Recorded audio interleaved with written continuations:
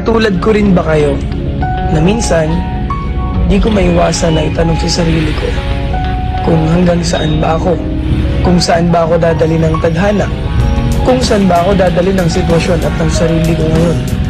Kasi minsan nakakaramdam din ako ng pagod, pero wala namang choice kundi lumaban palagi dahil yun lang naman talaga ang dapat.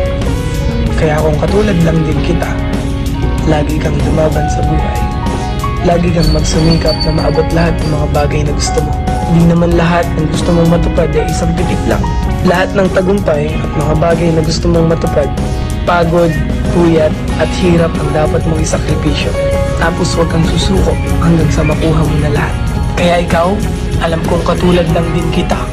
Lumalaban ng patas sa buhay, gumagawa ng paraan para maging maganda ang buhay. Nagsasakripisyo para sa magandang pamilya. Nagsasakripisyo para sa sarili at para sa pamilya. Ingat kayo palagi, stay safe, and follow me. Katulad ko rin ba kayo na minsan di ko maiwasan na itanong sa sarili ko kung hanggang saan ba ako, kung saan ba ako dadali ng tadhana, kung saan ba ako dadali ng sitwasyon at ng sarili ko ngayon. Kasi minsan nakakaramdam din ako ng pagod, pero wala namang choice kundi lumaban palagi dahil yun lang naman talaga ang dapat. Kaya kung katulad lang din kita, lagi kang lumaban sa buhay. Lagi kang magsumikap na maabot lahat ng mga bagay na gusto mo. Hindi naman lahat ng gusto mong matupad ay isang pitik lang. Lahat ng tagumpay at mga bagay na gusto mong matupad, pagod, puyat at hirap ang dapat mong isakripisyo. Tapos huwag kang susuko hanggang sa makuha mo na lahat. Kaya ikaw, alam kong katulad lang din kita.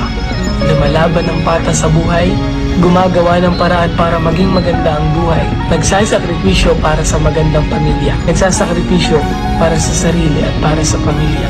Ingat kayo palagi, stay safe, and follow me. Katulad ko rin ba kayo na minsan di ko maiwasan na itanong sa sarili ko kung hanggang saan ba ako, kung saan ba ako dadali ng tadhana, kung saan ba ako dadali ng sitwasyon at ng sarili ko ngayon.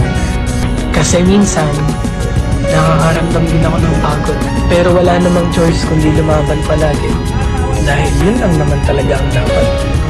Kaya kung katulad lang din kita, lagi kang lumaban sa buhay. Lagi kang magsumikap na maabot lahat ng mga bagay na gusto mo. Hindi naman lahat ng gusto mong matupad ay isang pitik lang. Lahat ng tagumpay at mga bagay na gusto mong matupad, pagod,